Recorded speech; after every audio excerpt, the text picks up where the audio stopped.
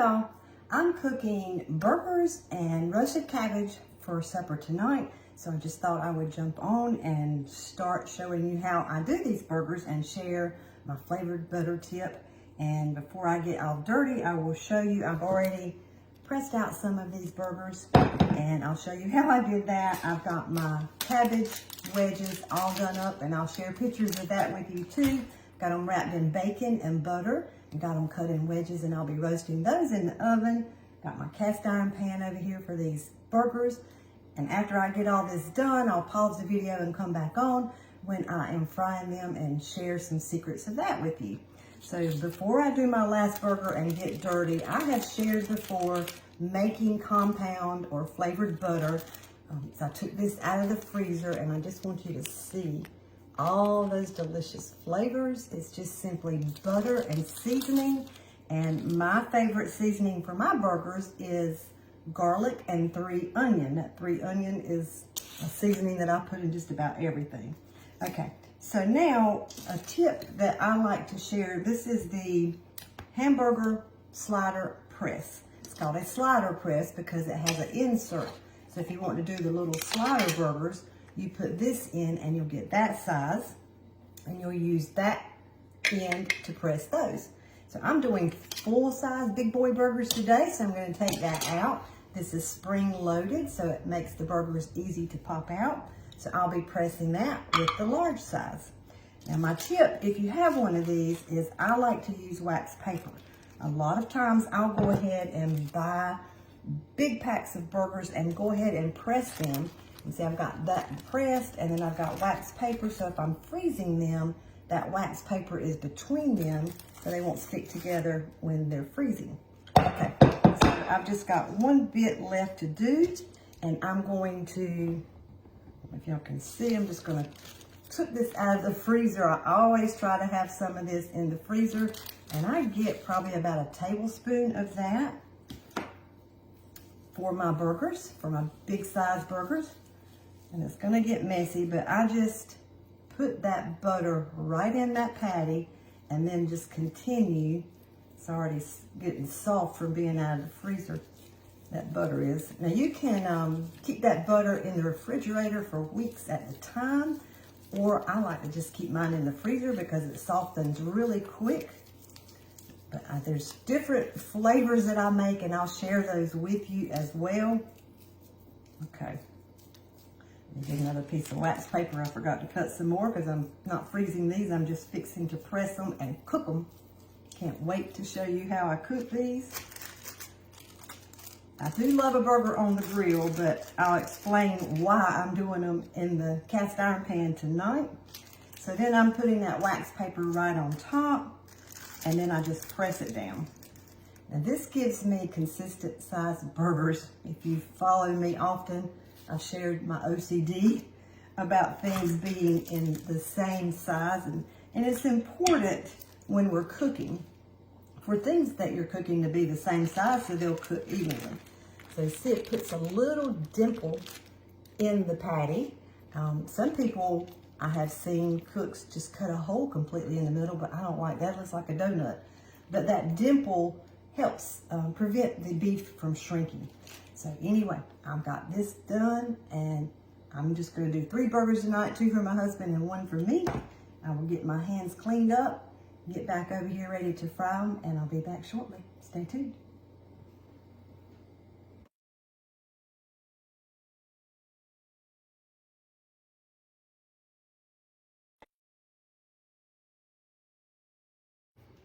Okay, I've got the burgers here, and I've got my cast iron pan warming up. I have already started the cabbage wedges, so I wanted to show you those. I just took them out and I checked them with my fork, and I think about 5 or 6 more minutes they will be done. So I'm gonna pop those back in the oven, and then we're gonna get these burgers going in this skillet. Okay. Who's ever had these cabbage wedges before? Oh, they're so, so good, y'all. I could eat them like that just about every day. Okay, so I've got this cast iron skillet really warm. I've got it on medium high. I think it's going to be warm enough. And I've got a little bit of olive oil and butter in there. Y'all can see that seasoning butter in my burgers. Oh yeah. It's sizzling, but it really could be a little bit more sizzle. So what you want to do when you are doing burgers inside, you want to put those burgers on a hot pan, such as what I've got there, and then don't touch them. I'm going to leave them alone. Normally I do 4 minutes, but since that wasn't so hot, I'm going to set my timer for 5 minutes. And I'm not going to touch them. So my tip to you on frying burgers versus grilling. I love grilled burgers. There's nothing better than a charcoal grill hamburger. But when you buy your meat, your protein, your hamburger, meat, beef, no matter what grade you buy of lean or fattage, all meats have natural sugar and natural fat. God put that in there, and it's not coming out. You know, we tend to pay more for that more lean, and that's fine. But it all has fat. All the animals, it's got natural fat and natural sugar. So when we're frying them like this, that meat, the protein of whatever you're frying, and the natural sugar that comes out of them comes together, and it caramelizes. Kind of like when you're caramelizing onions or something. So it's going to get that nice, crispy texture. There'll be some in my pan when I flip it over. It is just delicious. If you've ever gone to restaurants and those burgers just wow you, this is most likely how they do them. They are frying them so they crystallize and get that good caramelization and flavor. So if you're grilling them outside, you've got the same issue. You still have fat and natural sugar in your beef or your chicken or whatever you're cooking, but that is dripping down into your grill grate on the charcoal or your gas grill. So all that delicious caramelization of the sugar and the natural fat when you're outdoor grilling is just going down. So I have 3 minutes before I flip them. I said I wasn't going to touch them, but I just kind of want you to see where we're at. I'm going to flip it back over real quick. And I'll just pause this so you don't have to sit here and watch me. And once I flip them, I've got some cheese. I love buying the hoop cheese. Comes with that wax around it. I've got some of that sliced, and I'll put on them when I flip the burgers.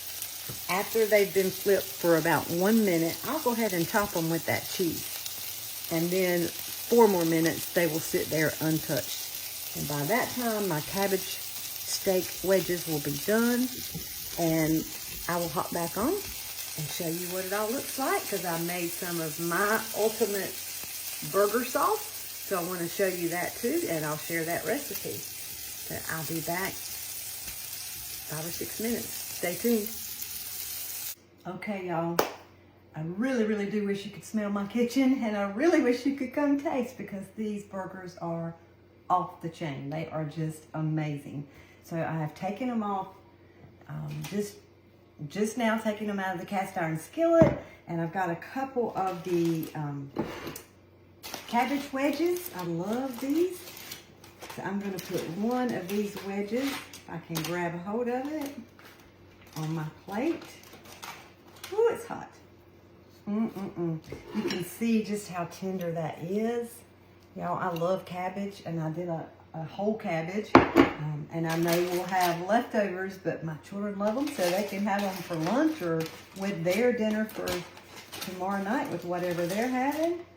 I'll put one on my husband's plate here. I wrap them in butter and bacon, and that butter, we normally do them in the full packs because we do them outside on the grill. So I really probably didn't have to wrap them in the full packs. I could have just laid these wedges right on that sheet pan and done them that way. The bacon is not crispy like I like it. My husband will eat it like that. But the ones that aren't crispy, I can cook them in the morning and crisp them up a little bit for me.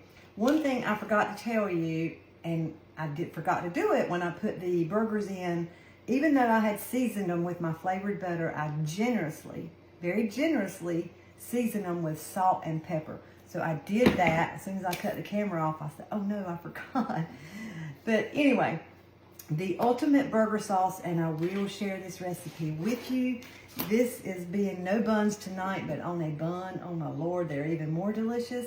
But we're trying to cut back a little bit and eat a little healthier, so no bun for either of us tonight. But this burger sauce, oh my gosh, y'all, it's amazing.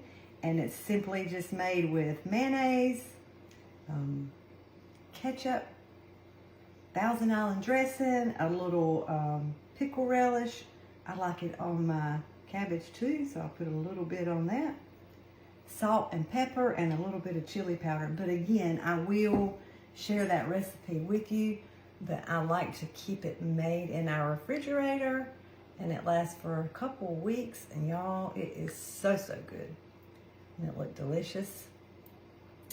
Okay, so that is it. Just one little look at my tiny little burger. And I will share all these recipes with you in the comments. So if you haven't made your own flavored butter, please do it. It's easy to do, and it will enhance the flavor of your burgers, your pasta, whatever dish that you choose to put it in. If you never tried your cabbage this way, oh my gosh, you're missing out. You got to try that too. All right, thanks. Y'all have a great night. Bye-bye.